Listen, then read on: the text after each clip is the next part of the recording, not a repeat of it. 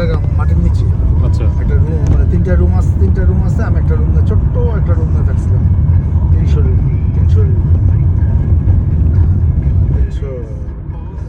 Euro.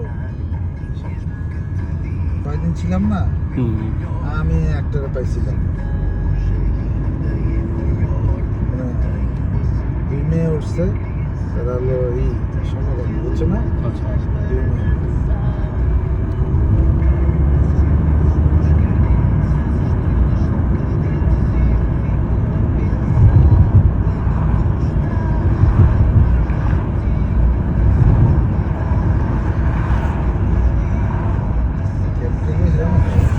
Video করতেছে কেমনে train পাই জানো?